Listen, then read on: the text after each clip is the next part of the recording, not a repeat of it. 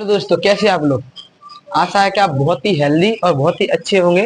तो आज हम क्या है, the last lesson 12th class का जो लेसन है, हमारा लास्ट लेसन, उसका क्या है, एक क्वेश्चन जो रह गया था उससे पहले वाला जो प्रश्न थे वो हमने कर लिए। इससे जो पहले वाली क्लास थी उसको आप देखिए समझिए, बहुत ही अच्छी क्लास थी सॉरी।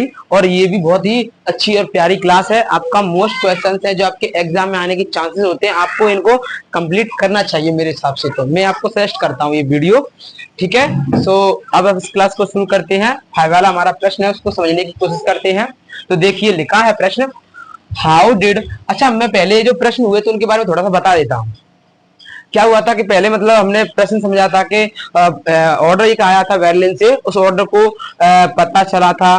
तो मतलब वहां पे तो स्कूल में मतलब फ्रेंच के जो स्कूल था, तो वहां पे स्कूल में पता चल गया कि वेरलिन से एक क्या है ऑर्डर आया है कि उसमें केवल जर्मन पढ़ाई जाएगी। तो उस ऑर्डर के कारण क्या क्या प्रभाव पड़ा, क्या बदलाव हुए, सब हमने पढ़े थे। अब जो प्रश्न है हमारा ये वाला, अब वो ये प्रश्न है कि उस ऑर्डर के कारण जो फ्रेंच था हमारा, एक जो लड़का है जो अपने बारे में बताता है, जो उसने कहानी बताई है, तो हमारे इस स्टोरी में जो लड़का है वो उसकी फीलिंग क्या है, मतलब जो फ्रेंच से जो सॉरी फ्रेंच में क्या एक ऑर्डर आया था सॉरी बेर्लिन से, और किस लिए आया था कि यहाँ पे जो फ्रेंच लैंग्वेज है वो अब नहीं पढ़ाई जाएगी। तो उसके कारण क्या क्या बदलाव हुए उस लड़के में, जो है उसकी क्या फीलिंग्स थी, वो सब हम पढ़ेंगे, ठीक है।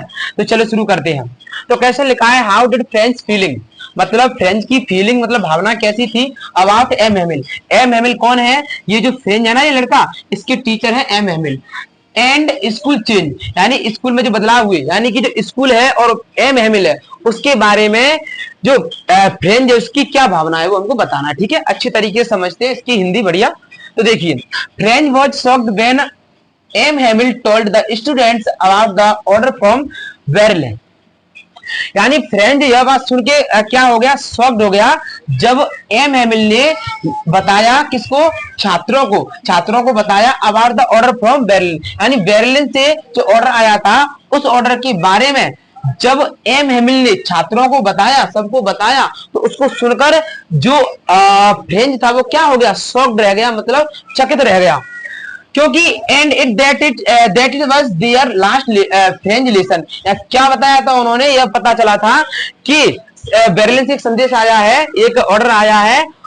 तो अब उसमें लिखा है कि जो स्कूल है वहां पर, लॉरेन और एल्सिस की स्कूल है, वहां पर जो भाषा पढ़ाई जाएगी ना, जर्मन भाषा। तो अब इस फ्रेंच की भाषा का, फ्रेंच की जो भाषा है, जो लैंग्वेज है, उसका जो लेसन था वो लास्ट वाला लेसन है। यह बात सुनकर शॉक्ड हो जाते हैं फ्रेंच, ठीक है। आगे लिखा है ही, यहां पर जहां पर आपको ही दिख रहा है ज्यादा तरीके से वो फ्रेंच के लिए ही आया है, ठीक है।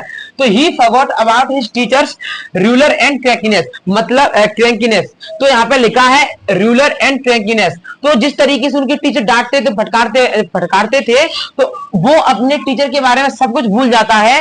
He developed a fondness for M Hamel at the troubling ideas of being separated from his forever.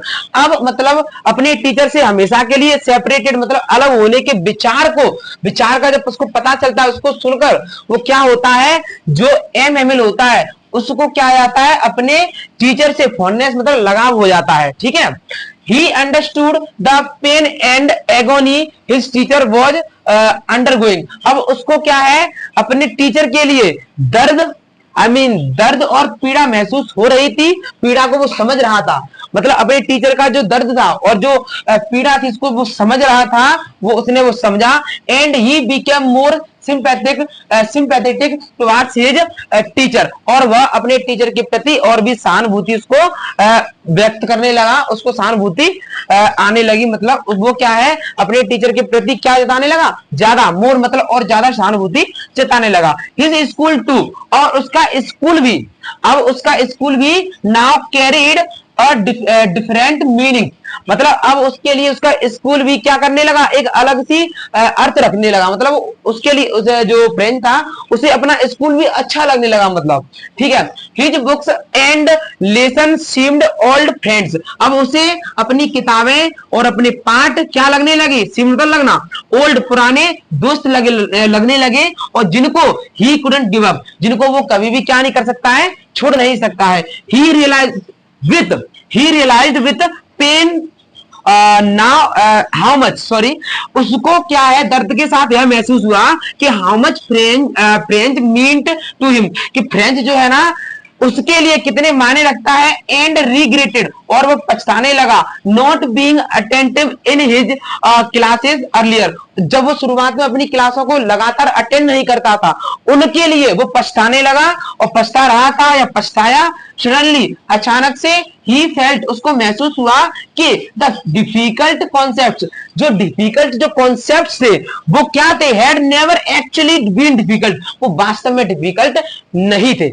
देखिए ये एक प्रश्न है ना, ये सिंपल ही समझिए आप, जब भी आपके पास कोई इंसान है जो आपके लिए बहुत मायने रखता है, जब तक वो आपके पास है तब तक आप उसकी कदर नहीं करते हैं, लेकिन जैसे ही उसको कुछ हो जाता है, भगवान ना चाहे आपका जो फेवरेट है उसको कुछ हो, लेकिन मैं कह रहा हूं, मैं ये कहना चाहता हूं, जब भी उसको कुछ हो जाए, उसके साथ कुछ गलत घटना घट जाए, हाँ, तो आप क्या है उनके प्रति सहानुभूति जताने लगेंगे, है बहुत सारी सिस्टम्स हैं जो आप उनको लिए करने लगेंगे। मतलब जब कोई इंसान प्रेजेंट में मौजूद है उसकी कदर करना चाहिए। इसी तरीके से जो फ्रेंच था ना, तब तक मतलब जब तक मतलब बढ़िया अच्छा चल रहा था सब कुछ, और उनकी भाषा पढ़ाई जा रही थी, उनका स्कूल लग रहा था बकायदा उनकी भाषा में, तो वो अटेंड नहीं कर रहा था। लेकिन जैसे ही ये सब भी मैटर हुआ, मतलब बर्लिन से ऑर्डर आया था कि हाँ जो लॉरेन और एलसिस की स्कूल में केवल और केवल क्या पढ़ाई जाएगी, जर्मन पढ़ाई जाएगी, तो उस बात को लेकर उसको ये पता लगने लगा कि भाई कल से जर्मन पढ़ेगी, और अब हमारी जो भाषा है वो हम नहीं पढ़ पाएंगे। तो अब उसके प्रति उसे क्या है, सहानुभूति आने लगी टीचर के प्रति, और उनके जो टीचर थे वो सोचने लगा कि मैं इतना, मेरे टीचर बोलते थे, मैं उनकी बातों को नहीं मानता था। मतलब बहुत ही अलग अलग प्रकार के विचार उसके दिमाग में जो है आने लगे। तो मैं आपसे यही कहना चाहता हूँ, बात यहाँ पर पॉइंट ये भी निकलता है कि आपको ये जो क्लासेस है ना उनको लेना चाहिए, क्योंकि ये क्वेश्चन बहुत ही मोस्ट और अच्छे प्रश्न है। नहीं तो जैसे ही आप एग्जाम देंगे आपको पता चलेगा, अरे अरे कितने अच्छे प्रश्न थे, हमने ज्यादा दिमाग नहीं दिया, ध्यान नहीं दिया, जाने दिया ऐसे ही। तो इसीलिए आपको ये क्लासेस लेनी चाहिए। मैं ये नहीं कहता कि मतलब आपको जो है रट लेना चाहिए, आपको अच्छे तरीके से समझना चाहिए। जैसे मान के लिए मैंने ये आपको समझा दिया, आपको नहीं समझ आया XYZ, तो आपको क्या करना, बाई चांस पीछे से दोबारा से फिर चला लेना, प्ले कर लेना है, ठीक है। तो मुझे आशा है आपको ये प्रश्न अच्छे तरीके से समझ में आया होगा, और thank you so much for watching this video. और नेक्स्ट क्लास में हम क्या करेंगे, अगले पार्ट को कवर करेंगे। Thank you so much, and listen to me, please subscribe my YouTube channel.